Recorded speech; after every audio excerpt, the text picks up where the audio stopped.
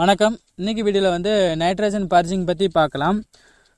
So நம்ம வீடியோவோட content என்ன அப்படின்னா, நைட்ரஜன் பர்ஜிங்னா என்ன, அந்த நைட்ரஜன் பர்ஜிங் எதுக்காக பண்ணணும், இந்த நைட்ரஜன் கேஸோட ப்ராப்பர்ட்டிஸ், அதுக்கப்புறம் இந்த நைட்ரஜன் பர்ஜிங் வந்து எப்படி பண்ணுறது அப்படிங்கிறத இந்த வீடியோவில் ஃபுல்லாக பார்க்க போகிறோம்.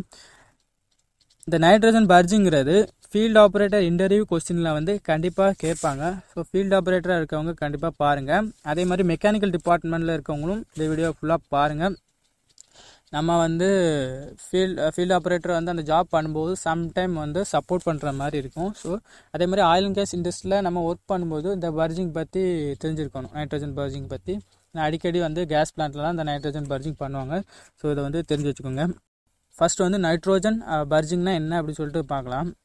ஒரு சிஸ்டத்தில் இருக்கக்கூடிய ஃப்ளேமபிள் அல்லது டேஞ்சரஸ் கேஸை வந்து ரிமூவ் பண்ணுறது, அப்புறம் ஆக்சிஜனை ரிமூவ் பண்ணுறது, அப்புறமா மோய்ஸ்சர் கண்டென்ட் வேப்பர் ஏதாவது இருந்ததுன்னா அதை வந்து ரிமூவ் பண்ணுறது தான் இந்த நைட்ரஜன் பர்ஜிங் ப்ராசஸ். ஓகேங்களா?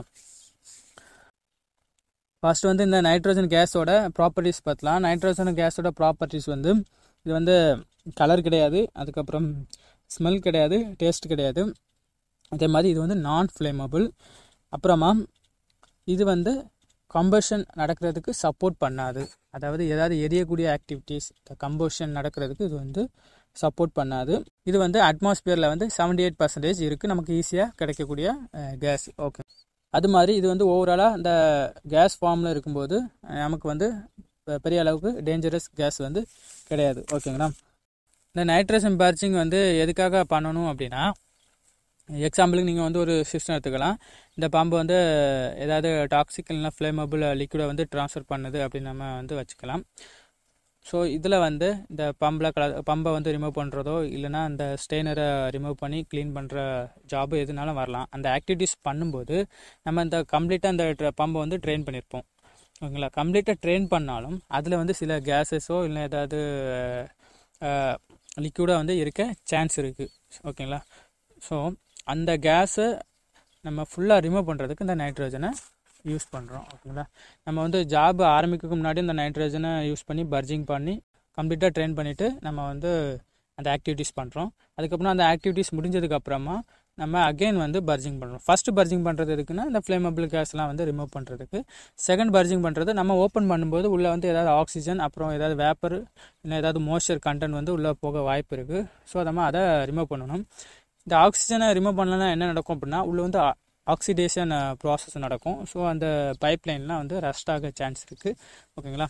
அதே மாதிரி அந்த சில கேஸ்லாம் உள்ளே போச்சுன்னா அங்கே வந்து கெமிக்கல் ரியாக்ஷன் நடக்கிறதுக்கும் வாய்ப்பு இருக்குது. ஸோ இந்த நைட்ரஜன் அனுப்பி நம்ம அங்கே இருக்கக்கூடிய ஆக்சிஜன், ஃப்ளேமபிள் எல்லா கேஸையும் வந்து நம்ம வந்து எலிமினேட் பண்ணுறோம். இதுதான் இதோட ப்ராசஸ். ஓகேங்களா? இப்போ இந்த நைட்ரஜன் பர்ஜிங் வந்து எப்படி பண்ணலாம் அப்படின்னு பார்க்கலாம்.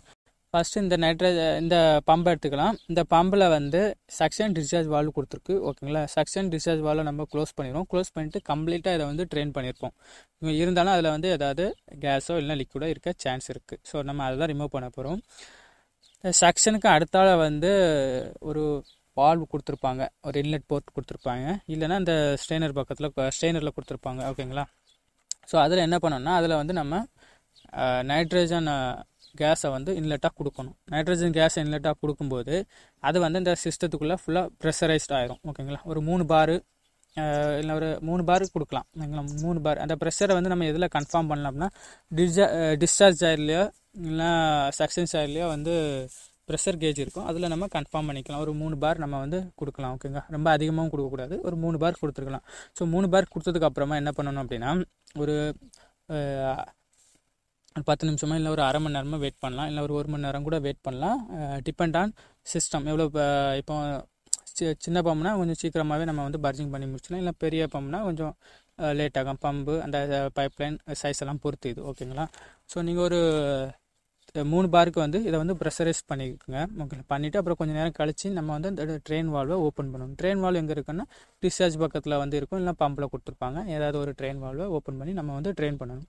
ஸோ இந்த மாதிரி ட்ரெயின் பண்ணும்போது அது அந்த நைட்ரஜன் வந்து அதில் அந்த சிஸ்டத்தில் இருக்கக்கூடிய ஃப்ளேமபிள் கேஸ், ஆக்சிஜன் எல்லாத்தையும் சேர்த்து ரிமூவ் பண்ணும். ஓகேங்களா? இப்போ இதை வந்து 2 இல்லைனா 3 வாட்டி வந்து நம்ம பண்ணிட்டோம். ஆனால் உள்ளே இருக்கக்கூடிய ஃப்ளேமபிள் கேஸ்லாம் போயிட்டு அப்படின்னு சொல்லிட்டு எப்படி கன்ஃபார்ம் பண்ணலாம் அப்படின்னா, இந்த ட்ரெயின் வால்வை வந்து ஓப்பன் பண்ணணும். ட்ரெயின் வால்வை ஓப்பன் பண்ணும்போது அதில் வந்து கேஸ் டெஸ்டரை வச்சு நம்ம செக் பண்ணலாம். கேஸ் டெஸ்டரில் வந்து எல்இஎல் லெவல் வந்து 5%க்கு கீழே இருக்கணும், இல்லைனா 0 இருக்கணும். ஓகேங்களா? ஸோ 0 இருந்ததுன்னா உள்ளே வந்து ஃப்ளேமபிள் கேஸ் இல்லைன்னு அர்த்தம். ஓகேங்களா? ஸோ அந்த மாதிரி செக் பண்ணிவிட்டு நம்ம வந்து அந்த ஆக்டிவிட்டீஸ் பண்ணுறதுக்கு நம்ம பம்பை வந்து கொடுக்கலாம். ஓகேங்களா? ஸோ நைட்ரஜன் பர்ஜிங் முடிஞ்சு அதுக்கப்புறமா அவங்க வந்து வேலை பார்த்ததுக்கப்புறமா இப்போ நம்ம எக்ஸாம்பிளுக்கு ஆல்ரெடி எடுத்த மாதிரி இந்த ஸ்ட்ரெயினரை க்ளீன் பண்ணிட்டு இன்ஸ்டால் பண்ணிட்டேன். இன்ஸ்டால் பண்ணதுக்கு அப்புறமாவும் இந்த சேம் ப்ராசஸை வந்து பண்ணணும். இந்த சேம் ப்ராசஸை பண்ணிவிட்டு அதுக்கப்புறம் நம்ம வந்து ஆப்ரேஷனுக்கு எடுத்துக்கலாம். ஓகேங்களா? ஸோ இது ஒரு சிம்பிள் ப்ராசஸ் தான். பட் நம்ம ரெண்டாவது பண்ணுறது வந்து ஆக்சிஜன் அப்புறம் ஏதாவது எக்ஸ்ட்ரா கேஸ் உள்ளே போயிருந்தாலோ இல்லைனா அந்த அதில் வந்து மாய்ஸ்சர் கண்டென்ட் எதாவது இருந்தாலோ அதை ரிமூவ் பண்ணுறதுக்கு தான் அந்த நைட்ரஜன் பர்ஜிங் பண்ணுவோம். ஸோ அது வந்து ஃபஸ்ட்டு ஒரு வாட்டியோ இல்லை 2 வாட்டியோ பண்ணாலே போதும். நம்ம ஃபஸ்ட்டு பண்ணும்போது தான் இந்த மாதிரி 2-3 டைம் வந்து பண்ணணும். இந்த எல்இஎல் லெவல்லாம் செக் பண்ணணும். அப்புறம் செகண்ட் டைம் பண்ணும்போது இந்த எல்இஎல் லெவல் செக் பண்ணணும்னு சொல்லிட்டு அவசியம் கிடையாது. ஓகேங்களா? இந்த வீடியோவில் வந்து ஒரு பம்பை ஹேண்ட் ஓவர் பண்ணும்போது நம்ம எப்படி பர்ஜிங் பண்ணிவிட்டு ஹேண்ட் ஓவர் பண்ணுவோம், அதுக்கப்புறம் ஆப்ரேஷனுக்கு வந்து எப்படி பர்ஜிங் பண்ணிட்டு நம்ம எடுப்போம், அப்படி தான் சொல்லியிருக்கேன். இதே மாதிரி நம்ம வந்து வெசலு அப்புறம் காலம் இதெல்லாம் நம்ம வந்து பர்ஜிங் பண்ண வேண்டியது இருக்கும். ஓகேங்களா? ஸோ நான் இதில் வந்து மென்ஷன் பண்ணிக்கிறது ஒரு பம்ப் லைனை மட்டும் தான் மென்ஷன் பண்ணியிருக்கேன். இந்த மாதிரி நம்ம ஆயில் அண்ட் கேஸ் இண்டஸ்ட்ரியில் நிறைய இடங்களுக்கு நம்ம வந்து பர்ஜிங் பண்ணுவோம். ஸோ இந்த வீடியோ வந்து உங்களுக்கு ரொம்ப யூஸ்ஃபுல்லாக இருந்திருக்கும்னு நினைக்கிறேன். இது வந்து ரொம்ப இன்டர்வியூஸ்லாம் கேட்பாங்க. ஸோ உங்கள் ஃப்ரெண்ட்ஸ் யாராவது ஃபீல்டு ஆப்ரேட்டர் இல்லை மெக்கானிக்கல் டிபார்ட்மெண்ட்டில் இருந்தால் இந்த வீடியோவை ஷேர் பண்ணுங்கள். தேங்க்ஸ் ஃபார் வாட்சிங்.